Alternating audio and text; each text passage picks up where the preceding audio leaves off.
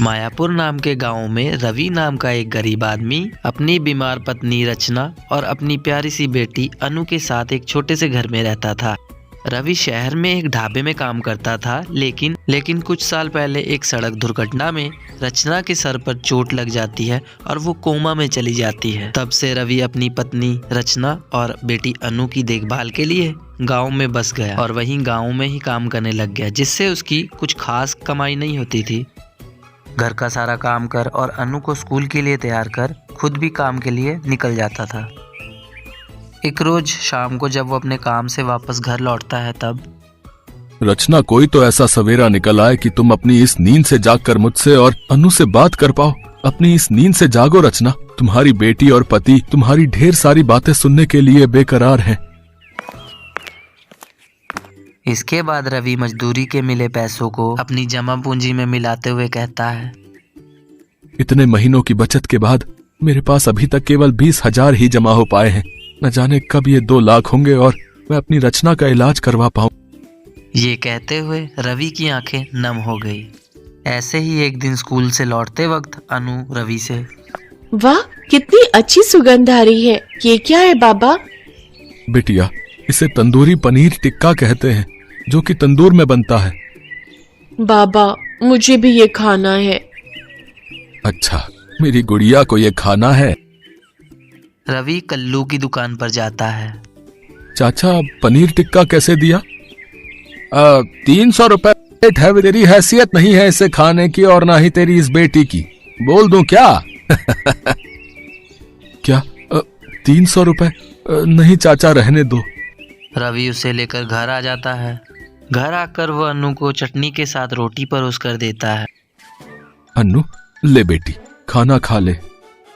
बाबा, रोज रोज मैं ये रोटी और चटनी खाकर पक चुकी हूँ। आपको पता है, जब मैं बंसी काका के ढाबे के सामने से गुजरती हूँ ना, तो मुझे पनीर टिक्के की बहुत अच्छी खुशबू आती है। मेरा भी बड़ा मन करता है पनीर टिक्का खाने को। बाबा, क्या हम गरीबों के नसीब में पनीर टिक्का नहीं होता? क्या हमें उसकी खुशबू से ही मन भरना होता है? अपनी बेटी की बात सुनकर रवि की आंखें नम हो गई। फिर वो बाजार जाकर थोड़ा सा पनीर ले आता है। फिर उसने मिट्टी का तंदूर बनाया और उस पर सीक लगाकर पनीर लगा दिया। कुछ ही देर में पनीर टिक्का बनकर तैयार हो गया। रवि ने पनीर टिक्का अनु को खाने के लिए दिया। ले, मेरी बेटी को पनीर टिक्का खाना था ना? पनीर टिक्का देखकर अनु के चेहरे पे मुस्कुराहट आ गई। फिर जैसे ही उसने उसे मुंह में डाला तो उसका स्वाद चखकर वो तो दंग ही रह गई। वाह बाबा, ये तो बड़ा ही स्वादिष्ट है। सचमुच आज तो मजा ही आ गया। तभी रवि का दोस्त किशन वहां पर आता है। रवि उसे भी पनीर का टिक्का खाने को देता है, जिसे खाकर किशन हैरान रह जाता है।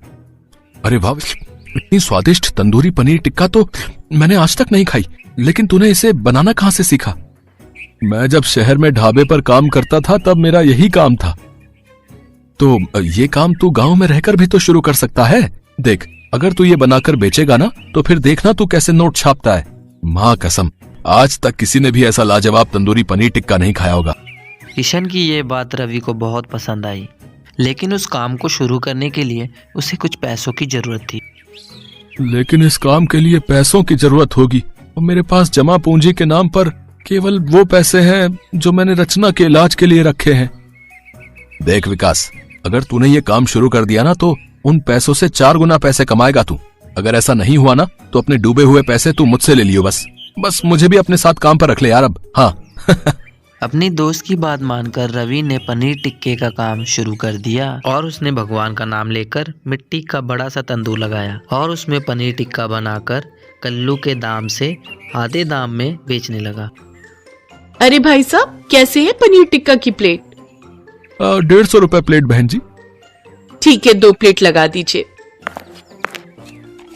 अरे वाह, क्या लाजवाब स्वाद है। इतना स्वादिष्ट तो मैंने आज तक नहीं खाया। देखते ही देखते उसके पास ग्राहकों की भीड़ लगनी शुरू हो गई। बंसी के सभी ग्राहक अब विकास के पास ही आने लगे। साथ ही विकास का दोस्त अनूप आसपास के ढाबों और रेस्टोरेंट होटलों से भी ऑर्डर्स लेकर आने लगा। अनूप पढ़ा लिखा था, इसलिए उसने ऑनलाइन ऑर्डर लेना भी शुरू कर दिया। कुछ ही महीनों में विकास ने खुद का ढाबा खोल लिया, जिससे उसकी कमाई और ज्यादा होने लगी। उसने रचना का इलाज शहर के बड़े अस्पताल में करवाया, जहाँ रचना पूरी तरह ठीक हो गई। अनूप को भी विकास हर महीने अच्छी तनख्वाह देने लगा। तो वहीं बंसी का ढाबा अब खाली रहने लगा। लेकिन अनूप और विकास ने मिलकर नोट छापना जारी रखा।